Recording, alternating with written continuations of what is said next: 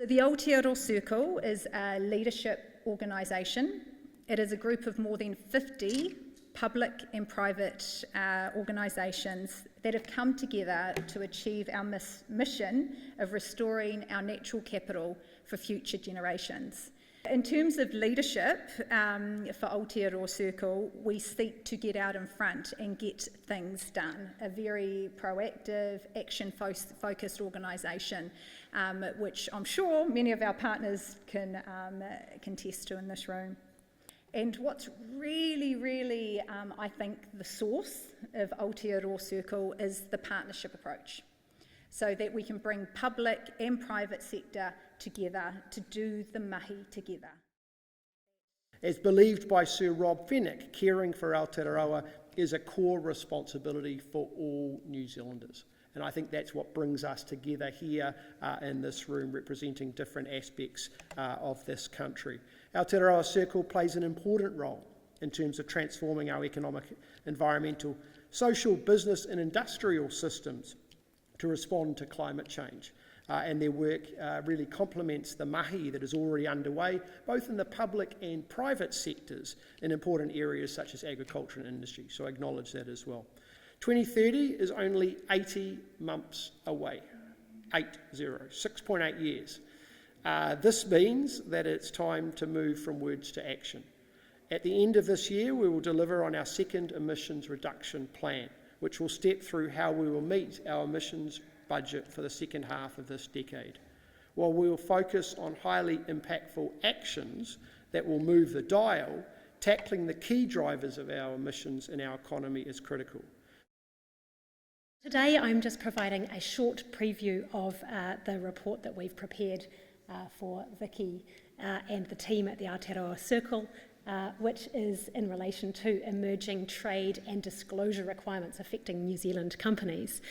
This is particularly targeted at our exporters and at our businesses which are accessing international capital. The global environment is changing really rapidly, and the scale and detail of reporting requirements and trade barriers starting to really impact our New Zealand businesses is really not to be underestimated. And with typical clarity from Vicky at the Circle, we identified that what New Zealand businesses and Circle partners really need is help understanding what might trip up our exporters and our business community, and what might inadvertently deny us access to the critical capital and markets that New Zealand depends on. And so what we're doing with this report is trying to shine a light on the requirements that are coming towards us to make it easier for New Zealand businesses to lean into that and put NZ in a really strong position. So why does this matter to New Zealand? 60% of global GDP is now covered by mandatory climate disclosures, either in force today or imminently coming through. When you look at the key export partners that are represented there, you can just see that this is something we've had to get across it early in New Zealand because we have been caught by mandatory climate disclosures, but it is not something that just New Zealand is doing. It is really coming through across these key export markets. So we will be releasing a full report that sets all of these out in detail so that you don't have to do the hundreds of hours of poring through the detailed regulation that our incredible team has done. We really look forward to sharing that with you. Thank you. Kia ora. I think we all know genetic technologies are a sensitive and pretty controversial topic. So how does New Zealand move forward in this area? The aim of our biotechnology workstream is to consider whether modern genetic technologies could be, notice the emphasis on could be, part of the answer to some of these challenges. We want to provide analysis that will be useful to key decision makers, and we'll do this in a couple of ways. The first step aims to complete a high-level environmental impact assessment of adopting a sample selection of modern genetic technologies in Aotearoa. We'll look at both macro socioeconomic impacts as well as impacts within each relevant production system, i.e. looking at farm level impacts.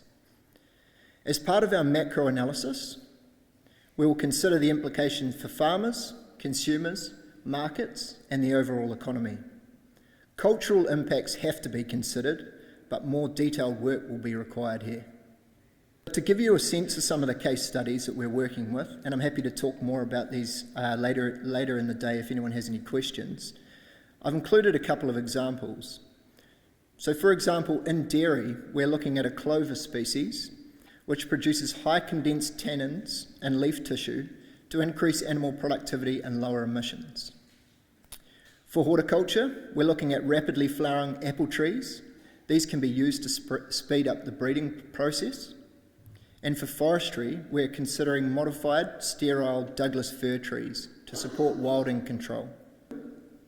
What our report will do is reveal the multifaceted nature of this topic in a New Zealand context. The intention is to support an informed conversation about the ways we as a country tackle the climate and nature crises. Why are we looking at nature when there's still so much to do in the climate space? Well, if we look at it globally and look at the global context, 55% of global GDP, which is around 58 trillion US dollars, is highly or moderately dependent on nature. As Larissa has already emphasised, that translates in a New Zealand context to 70% of our entire export earnings. 13 of Aotearoa's top 20 export commodities depend on natural capital. Nature is rapidly evolving and gaining on climate as the next big focus area for organisations. So what we're planning to do is to investigate the impact of climate change on nature and the corresponding adaptation and resilience actions required in response. We're planning to do this by translating climate science into economic, social, cultural and environmental related implications for a region in Aotearoa. We'll then seek to understand the vulnerability of the region and the timing and scale of the climate and nature tipping points to help highlight timelines for action and provide options for response.